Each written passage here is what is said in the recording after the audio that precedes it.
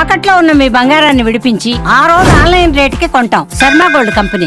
ప్రస్తుతం మనతో పాటు ఇస్కాన్ టెంపుల్ నుంచి ప్రణవానంద ప్రభుజీ ఉన్నారు. సర్వ మానవాళికి శ్రీకృష్ణ పరమాత్ముడు జీవన్ ముక్తిని, జీవన్ మార్గాన్ని ఏ విధంగా చూపించారనేది వారి మాటల ద్వారా మనం తెలుసుకుంటూ ఉన్నాము.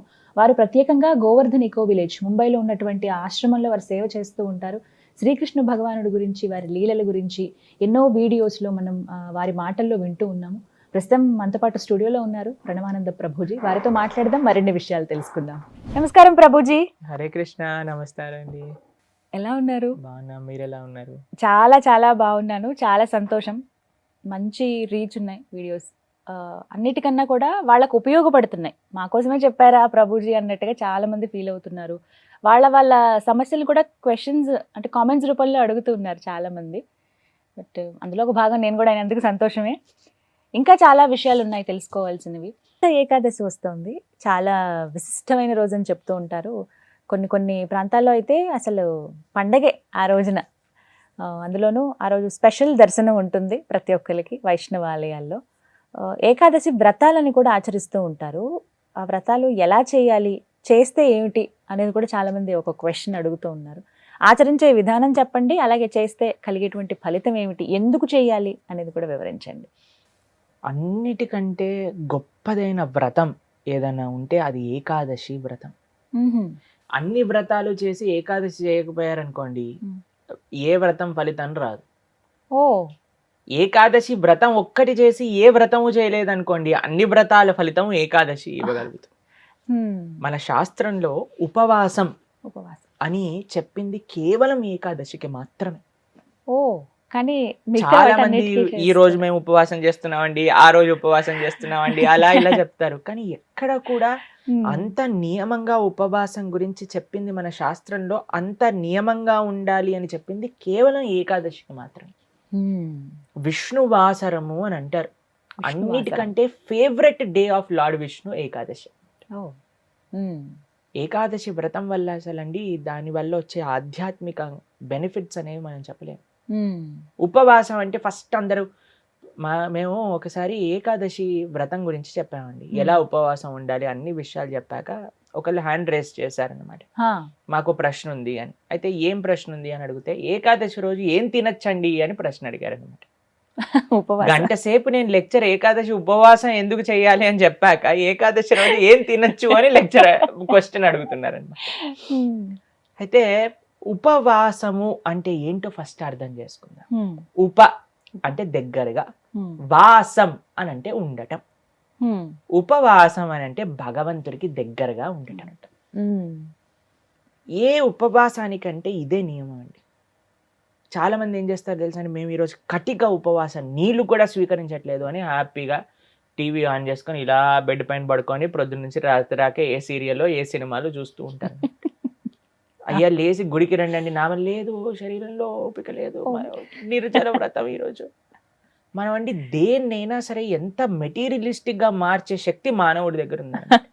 శివరాత్రి రోజు జాగరణ చేయండి అంటే లేట్ నైట్ షోలు వాటిలలో సినిమా థియేటర్లో కూర్చొని జాగరణ చేస్తుంటారు. శివుడు పాపం ఏమనుకుంటాడో, ఎంత బాధపడతారో ఇలాంటి వాళ్ళని చూసి ఆశ్చర్యం వేస్తుంది. మనం దేన్నైనా సరే ఎలా పాడు చేయొచ్చో అంత, ఎంత ఫాస్ట్ గా మానవ బ్రెయిన్ పనిచేస్తుందంటే అంత పనిచేస్తుంది. ఉపవాసము అని అంటే, ఆ ఉపవాసం చేసే ఏకాదశి రోజు ఏం చెయ్యాలి అని అంటే, ఇంకా మరింత కృష్ణ సేవ, ఇంకా మరింత భగవన్నామం పలకటం. హరే కృష్ణ కృష్ణ కృష్ణ హరే హరే, హరే రామ రామ రామ హరే హరే. మరింత నామం చేసుకోవటం, మరింత భాగవత గీత వీటిని శ్రవణం చేయటం, అధ్యయనం చేయటం. ఇది ఉపవాసం, భగవంతుడు దగ్గరగా ఉండటం. మరి ప్రభుజీ ఉపవాసం అంటే తినకుండా ఎందుకు ఉండాలని చెప్తారు? ఇప్పుడు చూడండి, ప్రొద్దు నుంచి లేవంగానే తిండి గోలే కదండి మనకి. ఏం టిఫిన్ ఏం చేయాలి, దోశలు వేయటం, ఇడ్లీలు వేయటం, అటు వాయిల్ తీయటం, ఇటు చట్నీ చేయటం, ఇటు సాంబార్ చేయటం, పెట్టేయటం. దాని తర్వాత ఇది అయిపోగానే మళ్ళీ లంచ్కి ఏం కావాలి, భోజనం కోసం కూరగాయలు కట్ చేయటం, వంటలు చేయటం, మళ్ళీ తినగానే నిద్ర వస్తుంది, మధ్యాహ్నం పూట పడుకుంటాం, మళ్ళీ సాయంత్రం కావగానే ఇది అది. దాని తర్వాత మళ్ళీ రాత్రి డిన్నర్ ఏంటి, స్విగ్గీ జొమాటో అవి ఇవి, మళ్ళీ కిచెన్ క్లీన్ చేసుకోవడం, తూడ్చుకోవడం, బాసనలు తోముకోవడం, వీటిలలోనే రోజంతా పోతుంది. ఏం చెప్పారంటే, అయ్యా నువ్వు దేవుడికి దగ్గరగా ఉండాలంటే వీటిని కొద్దిగా దూరం పెట్టాలి, అప్పుడే సాధ్యం అవుతుంది. తినకపోయామనుకోండి, కొద్దిగా తగ్గించామనుకోండి, మనకి నిద్ర రాదు అంతగా. ప్లస్ ఇంత పెద్ద తతంగం మొత్తం కూడా ఆఫ్ అయిపోతుంది. ఎంత సమయం మిగిలిపోతుంది. మీరు ఒక్కసారి ప్రయత్నించండి. ఒకరోజు వంట తిండి ఈ రెండు ఆపేస్తే అసలు ఆ రోజు ఏంటి ఇంత పెద్దగా ఉంది మనకి అని అనిపిస్తుంది అనమాట. Long day. ఎందుకంటే అంత సమయం మనకు ఉండిపోతుంది. కాబట్టి ఏకాదశి రోజు ఏంటి నియమం, ముఖ్య నియమం ఏంటి అని అంటే ఎంత వీలైతే అంత భక్తితో ఉండటం, భగవంతుడి యొక్క ఆరాధన చేయటం, ఆలయానికి వెళ్ళడం, వైష్ణవుల సేవ చేసుకోవటం, భగవన్నామాన్ని జపం చేయటం, గీతా భాగవతాలు శ్రవణం చేయటం, సత్సంగంలో ఉండటం, ఇది ఏకాదశి ముఖ్య నియమం. దాని తర్వాత నియమం ఏంటి అని అంటే ఆహార నియమం పాటించాలి. ఏంటి ఆహార నియమం పాటించాలి అని అంటే ధాన్యంలో ఏకాదశి రోజు పాప పురుషుడు ఉంటాడు అని చెప్తారనమాట. ధాన్యం అని అంటే రైస్, దాల్, పప్పులు, తర్వాత గోధుమలు, తర్వాత వరి, వీటన్నిటిలో అనమాట. కాబట్టి ఆ రోజు మనం వీటి నుంచి దూరంగా ఉండి మరి ఏం స్వీకరించవచ్చు, పాలు, పండ్లు. తర్వాత మీకు అవి కూడా కాదండి, మరి మాకు ఇంకా శరీరం సహకరించట్లేదు, కొంతమంది ఉంటారు కదండి, బీపీ ఉంటుంది, షుగర్ ఉంటుంది, అటువంటి వాళ్ళు ఏం చేస్తారు అని అంటే మీకు సగ్గు బియ్యం అని దొరుకుతాయి, లేదా కొర్రలు అని దొరుకుతాయి అనమాట. వాటిని ఇవన్నీ కొన్ని ఏకాదశి రోజు స్వీకరించవచ్చు అని ఎలవ్ చేసినాం అనమాట. కాబట్టి ఇప్పుడు సరే రోజు సాబుదానా సగ్గుబియ్యం ఎలవ్ చేశారంటే సగ్గుబియ్యం పాయసం, సగ్గుబియ్యం వడలు, సగ్గుబియ్యం ఉప్మా, అన్ని ఒక 10-15 రకాలు చేసుకొని తినమని చెప్పట్లేదండి మేము. ఎవరికైతే వీలుంటుందో ఒక్క రకం చేసుకోండి. వాటిని ఆహారాన్ని స్వీకరించి శరీరం బాగుండేటట్టుగా చూసుకొని భగవంతుడి యొక్క సేవలో పెట్టుకో. కాబట్టి ఏకాదశి ప్రధాన నియమం ఏంటి అని అంటే భగవంతుడి దగ్గరగా ఉండట. కానీ కొంతమంది కటిక ఉపవాసం అని ఉంటారండి, నీళ్లు మాత్రమే స్వీకరిస్తారు ఆ రోజు. నీళ్లు కూడా స్వీకరించరు, దాన్ని కటిక ఉపవాసం అంటారు, నిర్జల వ్రతము అని అంటారు అనమాట. చెయ్యండి ప్రభుజీ, మేము నిర్జల చేస్తూ బ్రహ్మాండంగా ప్రొద్దు నుంచి రాత్రి దాకా జపం చేసుకునే శక్తి మా దగ్గర ఉంది అని అంటే పర్ఫెక్ట్. లేదండి మాకు ఏదన్నా లోపలికి వెళ్ళండి, మాకు బ్రెయిన్ పనిచేయదు అని అన్న వాళ్ళు పాలు స్వీకరించండి, లేదండి పండ్లు స్వీకరించండి, లేదండి సగ్గుబియ్యంతో కొద్దిగా అలా ఉండొచ్చా? ఇందాక మీరు అన్నారు కటిక ఉపవాసం కనీసం. చాలా మంది భక్తులు ఉంటారు, మా ఆశ్రమంలో ఎంతో మంది ఉంటారు. మరి మీ విషయం ఏంటి ప్రభుజీ, మీరు ఉండరా అని అంటే మేము మధ్యాహ్నం వరకు మాత్రం నీరు తీసుకోకుండా, ఏం ఆహారం తీసుకోకుండా ఉపవాసం. మధ్యాహ్నం పూట కొద్దిగా పాలు, కొద్దిగా పండ్లు అలాంటివి స్వీకరిస్తాం అన్నమాట. అలా మేము ఏకాదశి ఉపవాసం చేయడానికి ప్రయత్నం చేస్తాం. వ్రతం, ఏకాదశి వ్రతం అంటే ఏ విధంగా? ఉపవాసమే ఆనిస్తేనే వ్రతం అంటారు. ప్రతి నెలలో 2 ఏకాదశులు వస్తాయి. అవును. ఆ 2 ఏకాదశులు సంవత్సరం పాటు మొత్తం అన్ని ఏకాదశులు కానీ మనం ఉండగలిగితే దానికంటే గొప్ప వ్రతం ఇంకొకటి లేదు. ఏం జరుగుతుంది ఏకాదశి వ్రతం చేస్తే? భగవంతుడి యొక్క పూర్తి కృప మన పైన ఉంటుంది. ఏకాదశి భక్తి జనని అని అంటారు. మన మనసులో భగవంతుడి పట్ల ప్రేమ కలుగుతుంది, దానికంటే గొప్ప వరం ఇంకేం కావాలండి? నిజమే కదా. కాబట్టి ఏకాదశి వ్రతం తప్పకుండా చేయాలి. అందరూ కూడా ఆ ఏకాదశి వ్రత మహాత్యాన్ని తెలుసుకోండి, చక్కగా ఏకాదశి వ్రతాన్ని ఆచరించడానికి ప్రయత్నం చేయండి. చాలా అద్భుతమైన రోజు, మీరు సంకల్పం తీసుకొని ముందుకెళ్ళడానికి. చాలా మంది మమ్మల్ని అడుగుతుంటారు, రోజు మా ఇంట్లో ఎవరో వెళ్ళిపోయారు, లేదా మాకు మైల్ ఉంది, అశౌచం ఉంది, మీరు ఎలా ఉన్నా ఏం జరుగుతున్నా ఏకాదశి మాత్రం పాటించవచ్చు, దాంట్లో ఏం ప్రాబ్లం. ఆ రోజు ఖచ్చితంగా ఇవి వింటే బాగుంటుంది, ఇవి పఠిస్తే బాగుంటుంది. భాగవతం వినాలి, భాగవతం చదువుకోవాలి, భగవన్నామం జపం చేయాలి, కీర్తన చేసుకోవాలి, ఆలయానికి వెళ్ళాలి, కృష్ణుడికి తులసితో అర్చన చేయాలి. ఇవన్నీ ఏకాదశికి చాలా మంచి. ఆ రోజున ప్రత్యేకించి ఉత్తర ద్వార దర్శనం ఉంటుంది. అవును, వైకుంఠ ద్వార దర్శనము అని అంటారు. అన్ని ఆలయాలలో మనకి కలుగుతుంది. చక్కగా దర్శనం చేసుకొని వైకుంఠ ఏకాదశి కాదండి, అన్ని ఏకాదశులకి ఇవే నియమాలు. భగవద్ ఆరాధన, భగవన్నామ జపం, భాగవత స్మరణ, ఇవే అన్ని ఏకాదశి. కాబట్టి తప్పకుండా ప్రతి ఒక్కళ్ళు చేయాల్సిన వ్రతం ఏకాదశి వ్రతం. ఎవరైనా ఆచరించవచ్చు, ఏ వయసు వాళ్ళైనా కూడా చేయవచ్చు, చేయదగింది అని అంటే కనుక. ఎస్, చేయగలమన్న ఓపిక ఉండాలి, ఆ ఆసక్తి, ఆ నిష్ట ఉంటే ఖచ్చితంగా ఎవరైనా పాటించవచ్చు అంటారు. అయితే ఎప్పుడు ఏదన్నా ఒక టాపిక్ మీద మాట్లాడతాం, వివిధ సబ్జెక్ట్స్ మీద మనం మాట్లాడతాం. బట్ ఇవాళ మీ గురించి నేను అడగదలుచుకున్నాను. ఎప్పుడూ తెల్లటి వస్త్రాల్లో కనిపించే ప్రణవానంద ప్రభుజీ ఇలా కాషాయంలో కనిపించడానికి కారణం, మీ ఆధ్యాత్మిక ప్రయాణం ఎలా ఉంది, ఇంతకు ముందు వరకు ఎలా ఉంది, కాషాయ వస్త్రధారణ తర్వాత ఎలా ఉండబోతోంది? హరే కృష్ణ. అయితే మనం ఇంతకు ముందు కూడా ఒకసారి మాట్లాడుకున్నాం అనమాట. చిన్నప్పటి నుంచి మాకు ఈ యొక్క జన్మ భగవంతుడి యొక్క సేవకి అంకితం చేయాలి అని ఒక స్ట్రాంగ్ డిజైర్ ఉండేది. ఎంత చిన్నప్పటి నుంచి అని అంటే మేబీ 2nd, 3rd క్లాస్లో చదువుకునే అప్పటి నుంచి. అయితే మేము కొద్దిగా పెద్దగా అయ్యాక మా అమ్మ నాన్నకి చెప్పామన్నమాట, అమ్మ మేము ఇంకా వెళ్ళిపోతాము ఆశ్రమానికి, మా గురువుగారి దగ్గర నుంచి సన్యాసం తీసుకుంటాం అంటే వాళ్ళు అన్నారు, లేదు లేదు 10th క్లాస్ చదివాయి దాని తర్వాత వెళ్దు అని చెప్పారని. తర్వాత 10th అయిపోయాక మళ్ళీ చెప్పాను, నేను వెళ్ళిపోతాను సన్యాసం తీసుకుంటాను అని అంటే అప్పుడు వాళ్ళు అన్నారు, లేదు లేదు ఇంజనీరింగ్ కంప్లీట్ చేసే అన్నారు. తర్వాత ఇంజనీరింగ్ కంప్లీట్ చేశాక తర్వాత నేను వచ్చి చెప్పాను అనమాట, ఇంజనీరింగ్ కంప్లీట్ చేసేసాను, తర్వాత జాబ్ చేస్తున్నాను, మరి మీరు పర్మిషన్ ఇస్తే నేను వెళ్తాను, లేదు మీరు నన్ను జాబ్ చేసి డబ్బులు సంపాదించు అని చెప్తే చేస్తాను, ఏదైనా ఒకటి చేస్తాను మీ ఇష్టం అని అంటే వాళ్ళు అన్నారు, పాపం చిన్నప్పటి నుంచి నా డిటర్మినేషన్ అనుకోండి లేదా భగవద్ అనుగ్రహం వాళ్ళ యొక్క బ్లెస్సింగ్స్ అన్నీ కలిసి మాకు చెప్పారు, సరే నాన్న నువ్వు ఎక్కడ ఆనందంగా ఉంటే అక్కడ నువ్వు ఉండు, ఎందుకంటే ధర్మం కోసం సేవ చేయటం కూడా ఒక గొప్ప సంకల్పమే కాబట్టి నీకు భగవంతుడు అలాంటి ఒక ఇచ్చ మనసులో కలిగించాడు కాబట్టి మా ఇద్దరి ఆశీర్వాదం నీ పైన ఉంది అని చెప్పి మమ్మల్ని ఆశ్రమానికి పంపించారనమాట. మీరు ఇంతకు ముందు చూస్తున్న ప్రణవానంద దాస్ అన్నారు కదా, మేము అప్పుడు ఆశ్రమంలో ఒక ట్రైనింగ్ పీరియడ్లో ఉన్నాం అనమాట. అంటే ఈ ఆశ్రమ వ్యవస్థ ఎలా ఉంటుంది, బ్రహ్మచర్యాన్ని పాటించటం కానీ, దాని తర్వాత మన ఆశ్రమంలో ఉండే లైఫ్ స్టైల్ గురించి మీకు ఇంతకు ముందు మాట్లాడుకున్నాం కదండి. ప్రొద్దున పూట 3:30కి లేవటం, సేవ, సాధన, గోసేవ, తర్వాత గురు ఆచార్య సేవ, ఇవన్నీ కూడా. అయితే మేము సుమారుగా 23 years ఉన్నప్పుడు ఆశ్రమంలో జాయిన్ అయ్యామన్నమాట. దాని తర్వాత కొన్ని సంవత్సరాలు ఆశ్రమంలో ఉండి ఆశ్రమం గురించి తెలుసుకొని సేవ అంటే ఏంటి, భక్తి అంటే ఏంటి, డెడికేషన్ అంటే ఏంటి, గురువు యొక్క దగ్గర ఎంత నిష్ఠగా మనం ఉండాలి అనే విషయాలన్నీ చూశాక మేము చూసాము, వాళ్ళు మమ్మల్ని పరిశీలన చేశారు. వీళ్ళు ఎలా ఉంటారా ఆశ్రమంలో, ముందుకెళ్ళగలుగుతారా, సన్యాసం వైపు అడుగులు వేస్తారా, లేదు మళ్ళీ వెనకాలకి వెళ్ళిపోయి గృహస్థగా మారుతారా, ఆప్షన్స్ అన్నీ ఓపెన్గా ఉండేవి మా దగ్గర. మా చాలా మంది ఏమంటారు తెలుసా అండి, ఇస్కాన్లో వాళ్ళందరూ పిల్లలందరినీ కూడా సన్యాసులుగా మార్చేస్తారు అని అంటారు. నిజంగా చెప్పాలంటే మమ్మల్ని ఇప్పటి వరకు కూడా ఎవ్వరు కూడా మీరు మాతోటి పాటు ఆశ్రమంలోకి రండి అని చెప్పలేదు.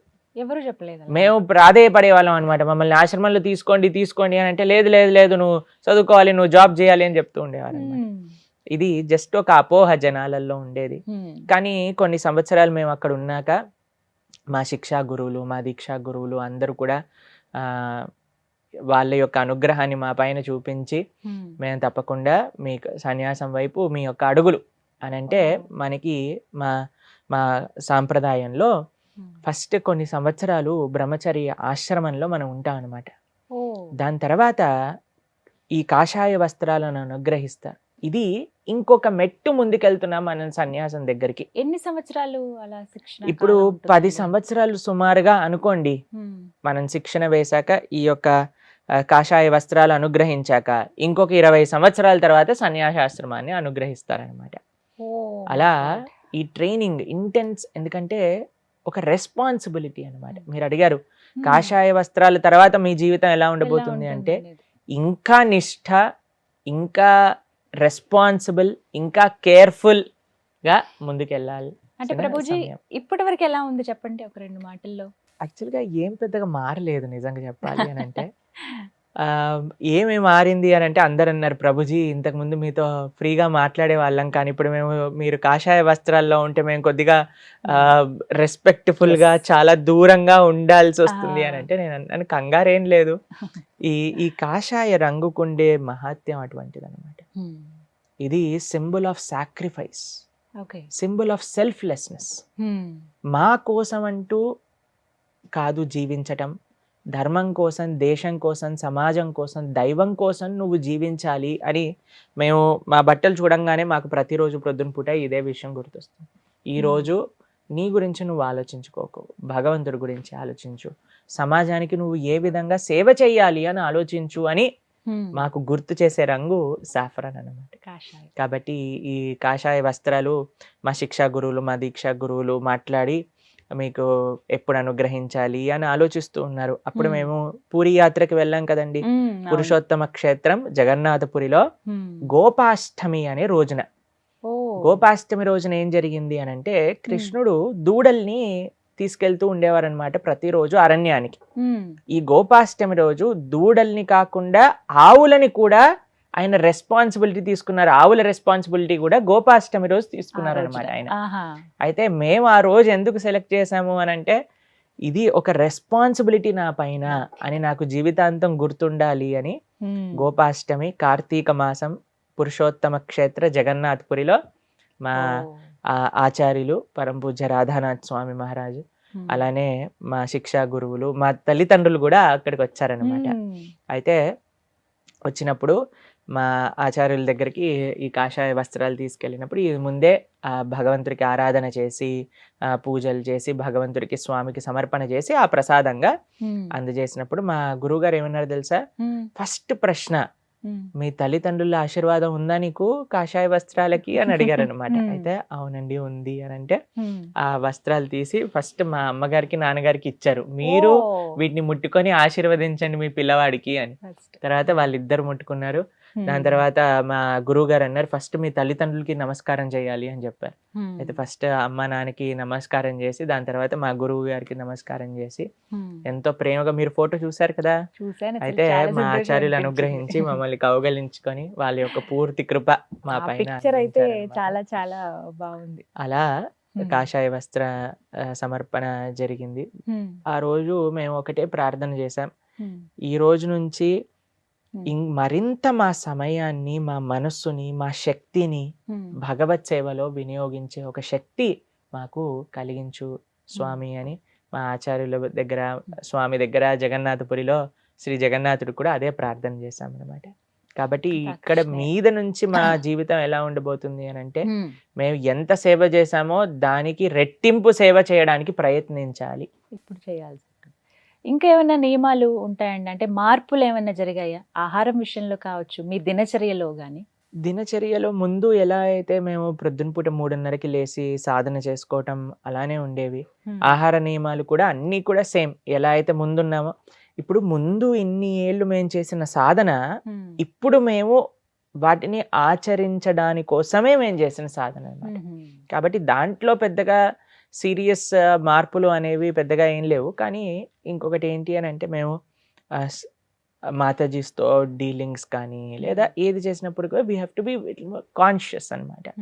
ఎలా మాట్లాడుతున్నాం, ఎవరితో మాట్లాడుతున్నాం, ఎంత ఎంటర్టైన్ చేస్తున్నాం ఏంటి అని we have to be more conscious now. అయితే చాలామంది డివోటీస్ అన్నారు, ప్రభుజీ మీకు ఇంత చిన్న వయసులో మీరు చక్కగా కాషాయ వస్త్ర ధారణ చేసి మీరు భగవత్ సేవలో ఉన్నారు అని అంటే దానికి అందరి అనుగ్రహం, అందరి బ్లెస్సింగ్స్ కూడా కావాలి.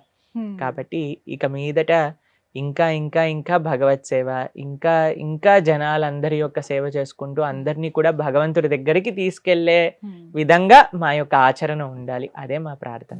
నేను కోరుకుంటున్నాను. చాలా సంతోషం అసలు ఈ రకంగా నేను మీతో మాట్లాడగలుగుతున్నాను చాలా విషయాలు. కానీ ఇక్కడ కొంతమంది కొన్ని సందేహాలు అడుగుతుంటారు. నిజమే, మీరు చాలా చిన్న వయసులో ఇలా సన్యాసం వైపు వెళ్ళిపోవటం కానీ ఇది మీ మనసుకి ఏమనిపిస్తుంది? ఎంత అయినా సరే మనం మానవ మాత్రమే కదా. మాకేమనిపిస్తుంది అని అంటే, మాకేమనిపించేది చిన్నప్పటి నుంచి అని అంటే, మా ఒక శ్రీ చైతన్య చరితామృతంలో ఒక విషయం చెప్తారనమాట. బ్రహ్మాండే భ్రమితే కోనో భాగ్యవాన్ జీవ్ గురు కృష్ణ ప్రసాదేపాయ్ భక్తిలతా బీచ్. ఇప్పుడు నాకు ఈ జన్మ ఉంది అని అంటే ఎన్నో కోట్ల జన్మలలో చేసిన కర్మ అనుసారంగానే మళ్ళీ నాకు ఈ మానవ జన్మ లభించింది. సరే, ఇన్ని జన్మలు ఒక్కొక్కళ్ళకి సేవ చేశాను, మళ్ళీ మళ్ళీ పుడుతూనే ఉన్నా, మళ్ళీ శరీరాన్ని విడిచిపెడుతున్నా, మళ్ళీ పుడుతున్నా, మళ్ళీ శరీరాన్ని విడిచిపెడుతున్నా. ఈ ఒక్క జన్మ కృష్ణుడికి ఇస్తా, ఈ ఒక్క జన్మ మా గురువులకి ఇస్తా. ఎందుకంటే ఎన్నో జన్మలు ఎంతో మందికి ఇచ్చా, అందుకే మళ్ళీ నేను మానవుడిగా పుట్టాల్సి వచ్చింది. ఈ జన్మ కృష్ణుడికి ఇచ్చి చూస్తా, మా గురువులకి ఇచ్చి చూస్తా, వాళ్ళ యొక్క సేవ చేసుకొని చూస్తాను అని ఒక సంకల్పం చిన్నప్పటి నుంచి ఉండేది. ఆ సంకల్పమే వయసుకి ఏంటంటే అండి, చాలా మంది ఏమనుకుంటారు అని అంటే అన్ని బాధ్యతలు తీరిపోయాక చేసుకోవచ్చు ఇవన్నీ అని అనుకుంటారు. కానీ ముసలి వాళ్ళం అయిపోయాక నడుము నొప్పి, కాళ్ళ నొప్పి, బీపీ, షుగర్, ఈ మాత్రలన్నీ మింగుతూ ఏ సేవ అవ్వదండి, చాలా కఠినం. కాబట్టి నాకు శక్తి ఉన్నప్పుడు, ఇప్పుడు చెప్తారు కదా అందరూ, this is this is peak time 25 to 35, 45 you have to work hard, then you can rest later అని అంటారనమాట. బట్ మీకు ఇప్పుడు డిస్ట్రాక్షన్స్ ఉండవా?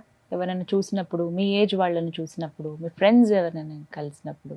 మాకు వాళ్ళని చూసి జాలితో కూడిన ప్రేమ కలుగుతుంది అనమాట. అవునా? ఎందుకంటే మేము ఎంత ఆనందంగా ఉన్నాము, భక్తి కంటే ఆనందమైనది ఇంకొకటి లేదండి. కాబట్టి నాకు శరీరంలో నా శక్తి ఉన్నంత వరకు అది భగవంతుడికి ఇవ్వాలి.